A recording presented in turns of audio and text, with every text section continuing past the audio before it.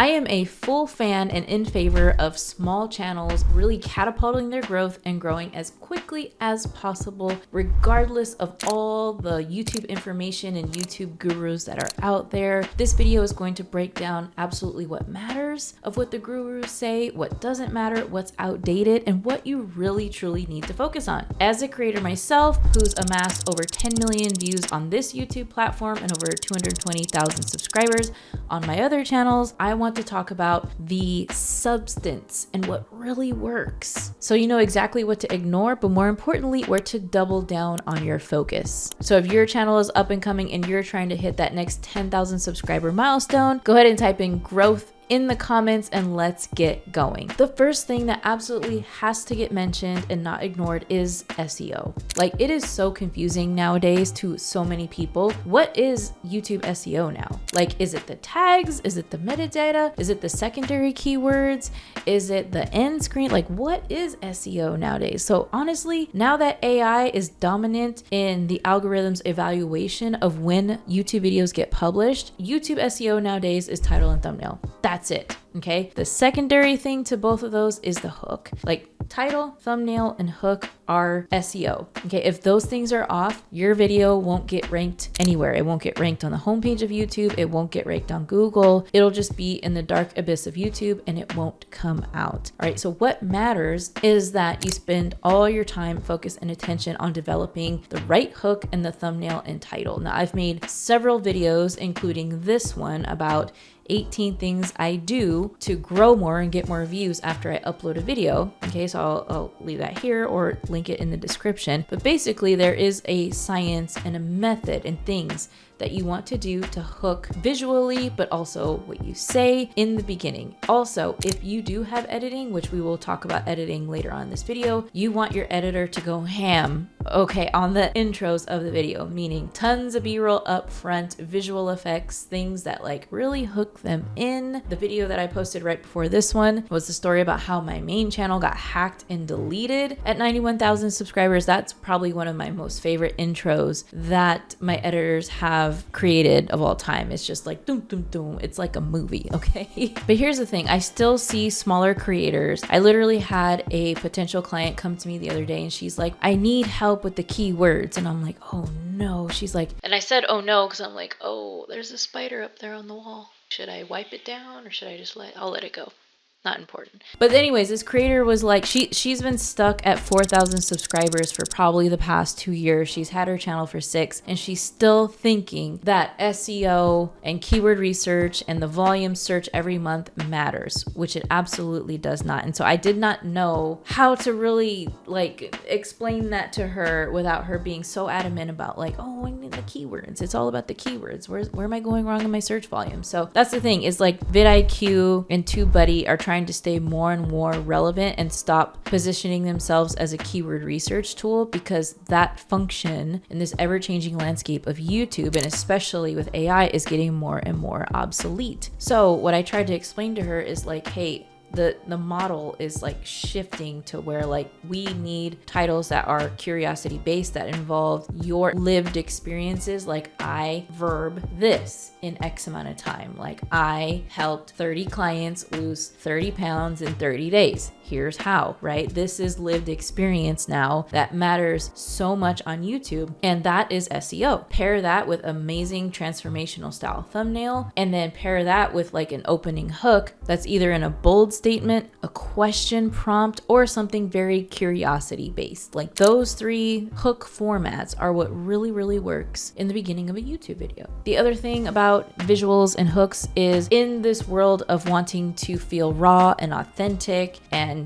even consume that type of content, like having a prop with you, like maybe it's a mini whiteboard, or in this case it's a journal, or if you're doing a book review, like have the book in hand. Another type of hook is you driving in your car. People love listening and watching content of people that have the camera on while they film in their car. Okay, it's one of those things because it's that vibe when you're talking in your car to your camera, you are spilling your most rawest moments. Okay, you are being super authentic and you're just letting it free flow. That is what people want to hear. Like, the whole scripting and the tight cuts and the animation, that's all great, but people want the real you. right? The real you. And so, there's different types of hook interrupts that you can leverage with both things that you have in person, but also where you are. Because if maybe you normally film in a studio in your house, you go film in your car, or you go film out in nature by the trees or wherever, in your backyard or in a swing chair, something like that. So to sum up all of that, stop doing traditional keyword research. Like, it does not matter. Stop. Now, moving on to shorts. If there's anybody that's still telling you to like double down and triple down and trying to reverse engineer shorts, like, just stop with the YouTube shorts. Shorts, again, like, they're doing a great job now of cross-promoting your long-form content, right? So when people land on a short now, they are getting retargeted for a long-form video when somebody goes to a desktop, which is amazing. But please still limit the shorts. Like, don't go posting 2 shorts a day on your channel so that you can make up for the long-form content that you're not posting. It doesn't work that way. So cut that out. Descriptions, over editing. What I meant by descriptions is nowadays metadata in the descriptions, meaning keywords to the title. Stuffing your descriptions with keywords that have to do with the main title is kind of an obsolete thing and doesn't help move the needle of discoverability. Nowadays, I have to admit though, I'm nervous about doing this, but nowadays I see more and more, especially business owners, right? Just putting the bare minimum in descriptions, like, hey, here's my link to work with me. Here's my link to this and that. They have like 3 links and nothing else. And I'm like, that's nice, because before, and I say that lightly because I still do this. I have several links in my description still, probably like 7 links total. And I'm thinking about like just having literally 2 links in there and nothing else. Okay. No description, nothing like that. But at the end of the day, I still think there is a little bit of value of putting a keyword rich description in the description. So just kind of test that on your own thing, but definitely having the metadata in or out of the description is not a key factor in going viral. And then the over editing, I think more and more audiences everywhere, especially in the educational space, whether you're a business expert, coach, consultant, service-based provider, when you're giving value, plain editing, basic sidebar information, basic lower thirds are holding a lot of weight. Okay, as I mentioned, go ham with the over editing in the beginning, but doing that throughout the entire video, it kind of hurts to watch, right? If you have constant twirling and spinning and transitions and dings and dongs and cha-chings everywhere, okay, it's a lot and people don't want that anymore. The other thing, if you're a small creator, start doing this right away. Start building up your B-roll library. What that means is get somebody to film you just with your iPhone, walking around town, eating a burger,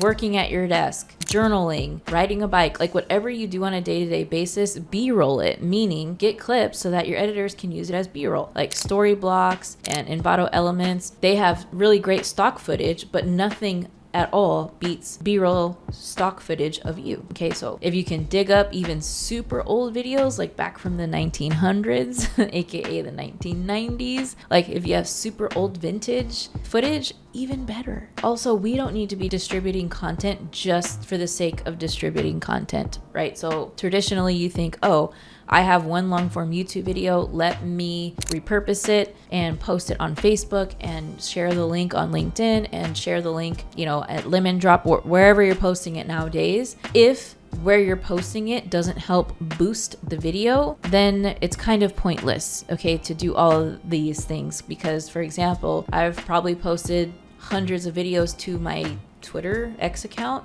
I don't know. They probably don't get any clicks. And I just do it because I thought, oh, it's an algorithm point. The algorithm's going to like it. No, that's just an obsolete thing. Don't even worry about it. Just double down on engaging with your comments, right? And posting in your community tab instead on YouTube. So many creators are not leveraging your community tab, and it is a source of traffic. So please do that. In my opinion, video AI tools are just not there yet. And what I mean is that I don't think AI will ever be able to fully replace editors. I think that editing is an art. I really do. I think it's like painting. I think it's like drawing and sketching. AI can do photos. It can do all kinds of stuff. It's your instant graphic designer, right? But AI can never come up with original work, right? No matter what, in my opinion, editors illustrators are always going to be in demand, graphic designers, as well as artists that make music, artists that paint, all of those things, because this is, at the core of who we are. We are creators, okay? But definitely, I do not believe AI tools are there yet, like Opus Clips and everything. They just don't hit the mark of getting the highest converting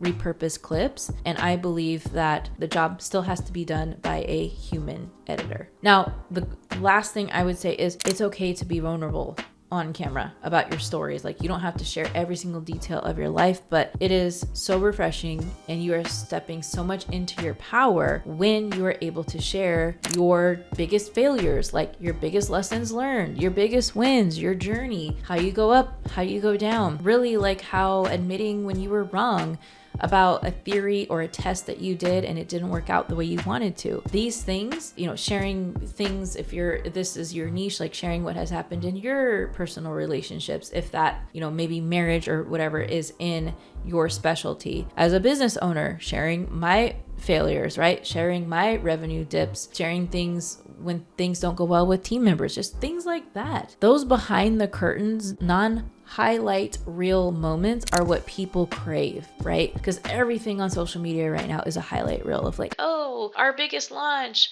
our this and that. Like, oh, like we're a family of 4 and we're perfect and we, relocated and all this to a new city. Like, that's all great and all, but everybody is overcoming something, going through something behind the scenes, and we might as well share, right? As long as we feel comfortable enough. But that is what sets us apart from AI, meaning us as humans, right? That is what really spikes interest and catapults a brand and creates that trust factor, are those components. So if you took a lot away from this video, what I advise you to do is download my Subscribers to Sales Blueprint. It'll be right up here. No, right here, or in the first link in the description. And if you like this video, definitely check out the video I have coming up next, all about the 18 things to do right after you upload a YouTube video before you hit publish. All right, see you on that video right here.